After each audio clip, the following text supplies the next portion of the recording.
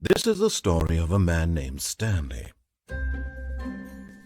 Stanley worked for a company in a big building where he was employee number 427. Employee number 427's job was simple.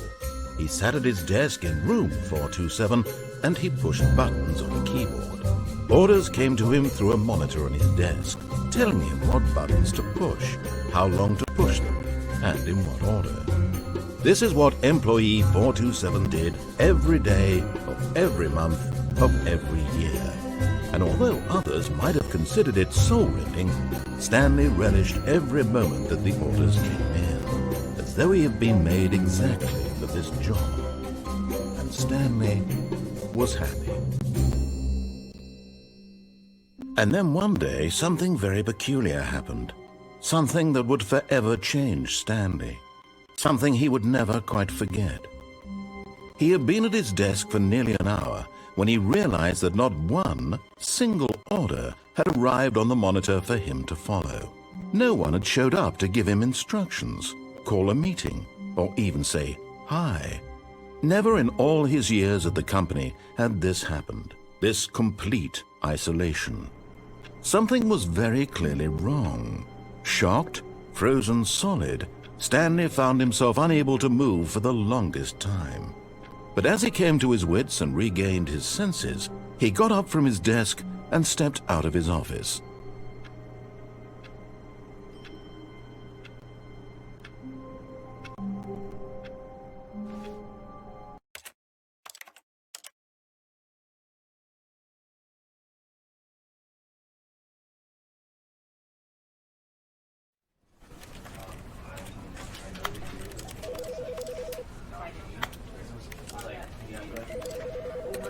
Because I wanted to put him down basically, right?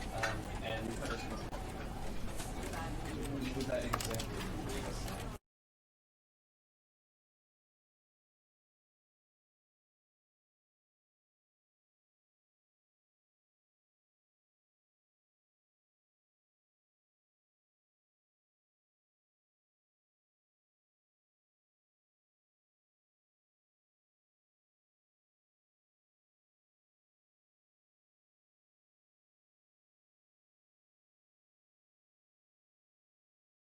This is the story of a man named Stanley.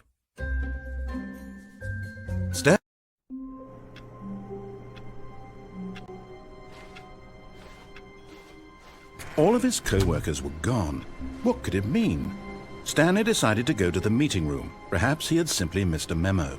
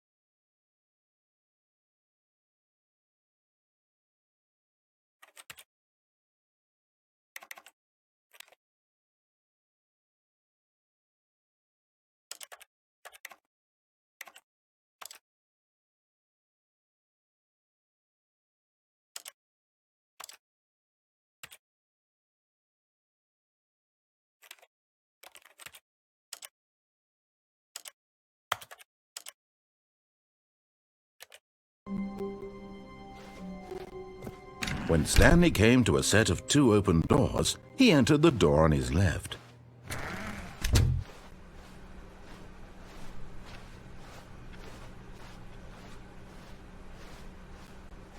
Yet there was not a single person here either.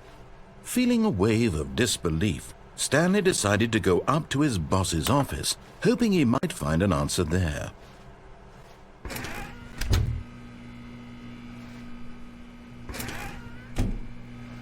Stanley stepped into the broom closet, but there was nothing here, so he turned around and got back on track.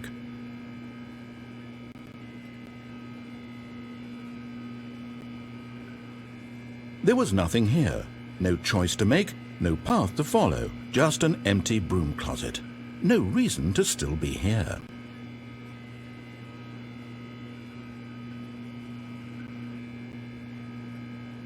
It was baffling that Stanley was still just sitting in the broom closet. He wasn't even doing anything. At least if there was something to interact with, he'd be justified in some way. As it is, he's literally just standing there doing sweet FA.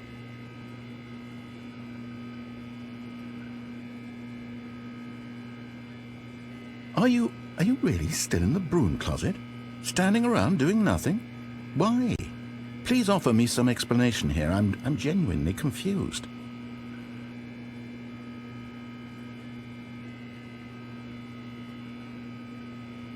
You do realize there's no choice or anything in here, right? If I'd said Stanley walked past the broom closet, at least you would have had a reason for exploring it to find out. But it didn't even occur to me because literally this closet is of absolutely no significance to the story whatsoever. I never would have thought to mention it.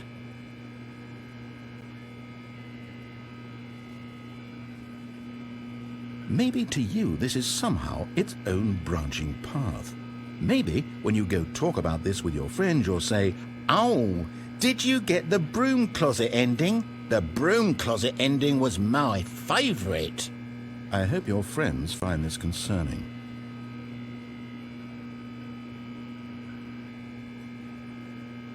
Stanley was fat and ugly and really stupid. He probably only got the job because of a family connection. That's how stupid he is. That or with drug money.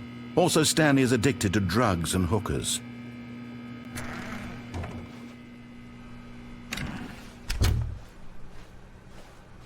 Coming to a staircase, Stanley walked upstairs to his boss's office.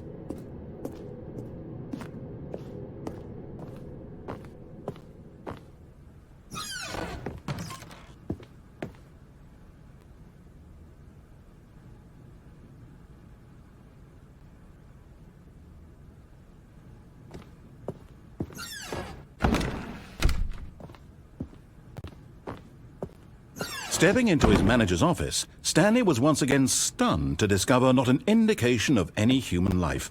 Shocked, unraveled, Stanley wondered in disbelief who orchestrated this. What dark secret was being held from him? What he could not have known was that the keypad behind the boss's desk guarded the terrible truth that his boss had been keeping from him. And so the boss had assigned it an extra secret PIN number. Stanley was in such a rush to get through the story as quickly as possible, he didn't even have a single minute to just let the narrator talk. That kind of anxiety isn't healthy, so he relaxed for a few moments with some calming New Age music.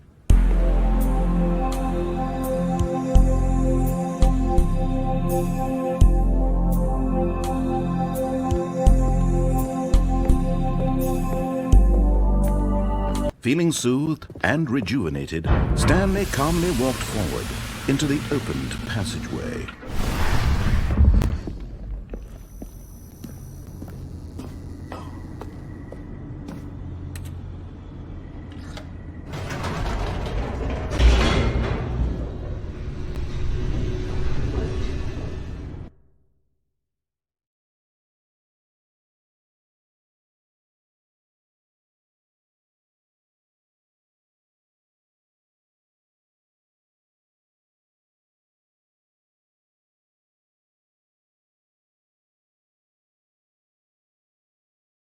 Descending deeper into the building, Stanley realized he felt a bit peculiar.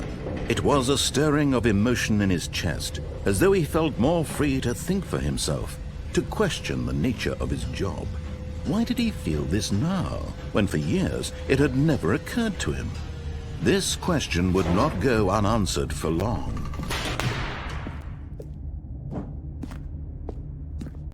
Stanley walked straight ahead through the large door that read Mind Control Facility.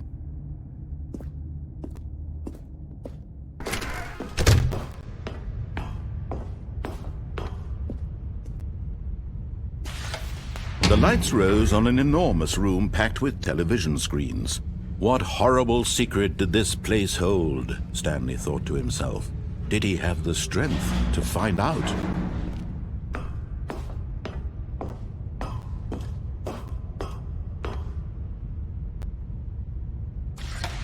Now the monitors jumped to life, their true nature revealed. Each bore the number of an employee in the building, Stanley's co-workers. The lives of so many individuals reduced to images on a screen, and Stanley, one of them, eternally monitored in this place where freedom meant nothing.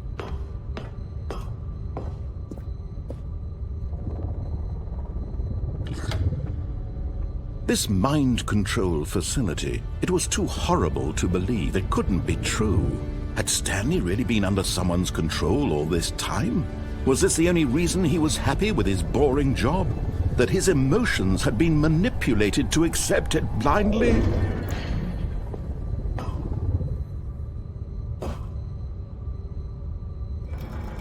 No. He refused to believe it. He couldn't accept it. His own life in someone else's control? Never! It was unthinkable. Wasn't it? Was it even possible? Had he truly spent his entire life utterly blind to the world? But here was the proof, the heart of the operation. Controls labeled with emotions, happy or sad or content. Walking, eating, working, all of it monitored and commanded from this very place. And as the cold reality of his past began to sink in, Stanley decided that this machinery would never again exert its terrible power over another human life. For he would dismantle the controls once and for all.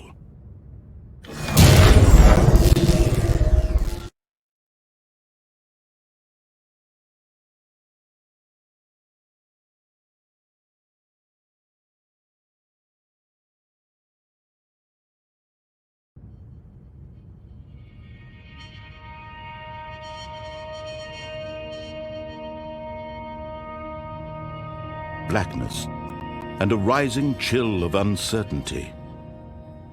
Was it over?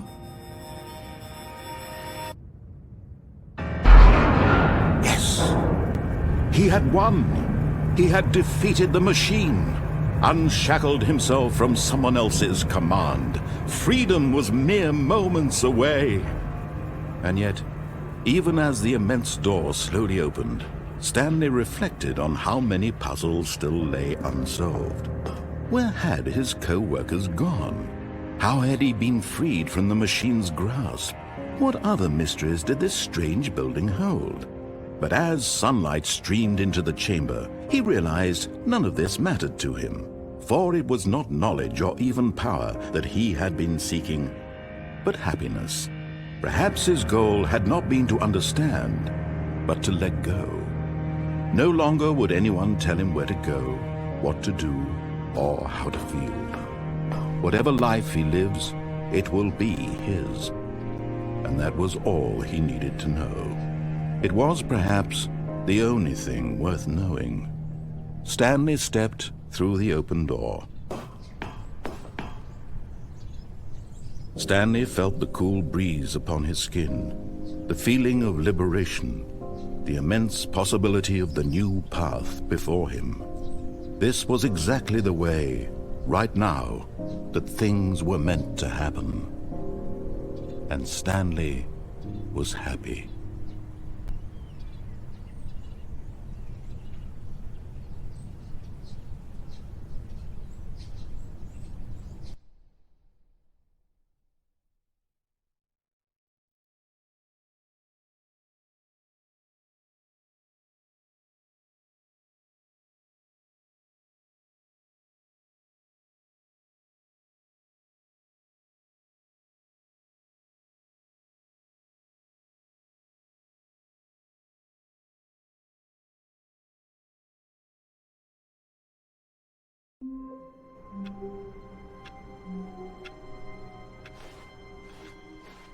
All of his co-workers were gone. What could it mean? Stanley decided to go to the meeting room. Perhaps he had simply missed a memo.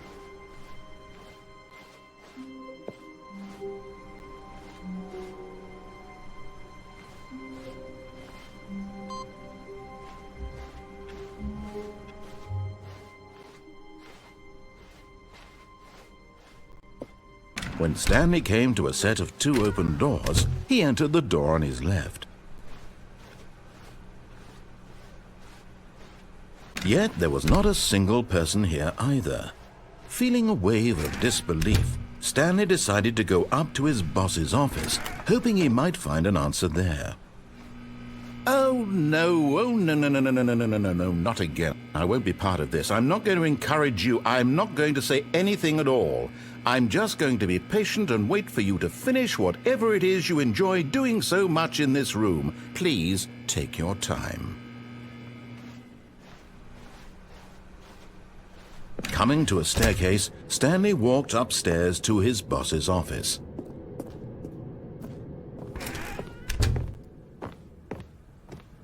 Okay, I think we all know the drill by now. Blah, blah, blah. Dark secrets, the keypad. Stanley pushes some buttons. Oh, hey, look, it's a new passageway. Quelle surprise.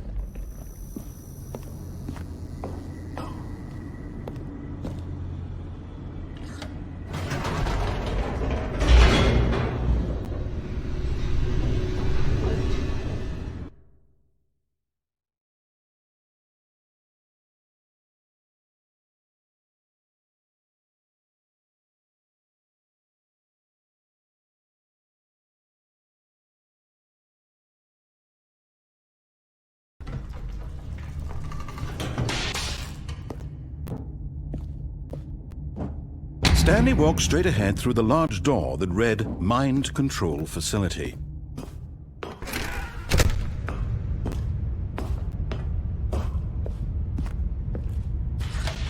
The lights rose on an enormous room packed with television screens. What horrible secret did this place hold? Stanley thought to himself.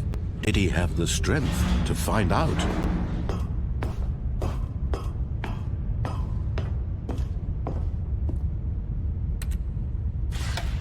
Now the monitors jumped to life, their true nature revealed. Each bore the number of an employee in the building, Stanley's co-workers. The lives of so many individuals reduced to images on a screen, and Stanley, one of them, eternally monitored in this place where freedom meant nothing.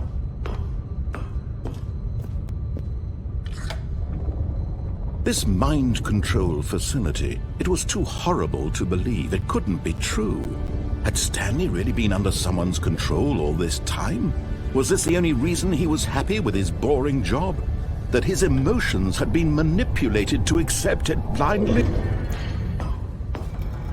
No, he refused to believe it. He couldn't accept it. His own life in someone else's control? Never! It was unthinkable. Wasn't it? Was it even possible? Had he truly spent his entire life utterly blind to the world? But here was the proof, the heart of the operation. Controls labeled with emotions, happy or sad or content. Walking, eating, working, all of it monitored and commanded from this very place. And as the cold reality of his past began to sink in, Stanley decided that this machinery would never again exert its terrible power over another human life. For he... Oh, Stanley, you didn't just activate the controls, did you? After they kept you enslaved all these years, you go and you try to take control of the machine for yourself. Is that what you wanted? Control? Oh, Stanley... I applaud your effort, I really do. But you need to understand, there's only so much that machine can do. You were supposed to let it go, turn the controls off, and leave.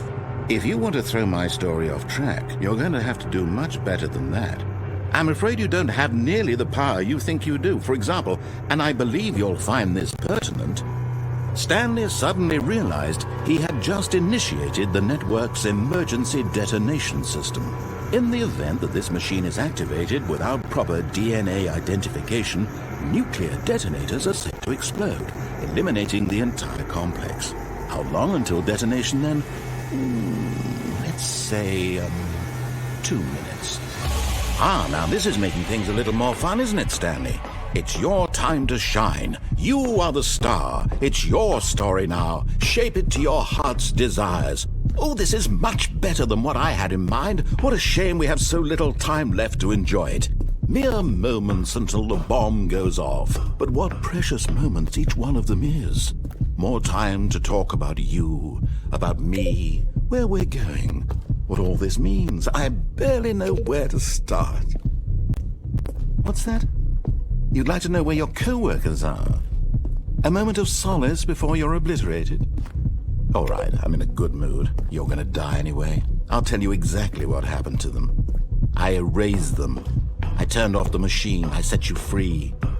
Of course, that was merely in this instance of the story. Sometimes when I tell it, I simply let you sit there in your office forever, pushing buttons endlessly and then dying alone.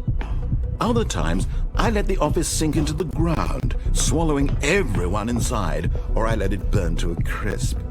I have to say this, though, this version of events has been rather amusing. Watching you try to make sense of everything and take back the control wrested away from you, it's quite rich. I almost hate to see it go. But I'm sure whatever I come up with on the next go-around will be even better. My goodness, only 34 seconds left. But I'm enjoying this so much. You know what? To hell with it. I'm going to put some extra time on the clock. Why not? These are precious additional seconds, Stanley. Time doesn't grow on trees. Oh dear me, what's the matter, Stanley?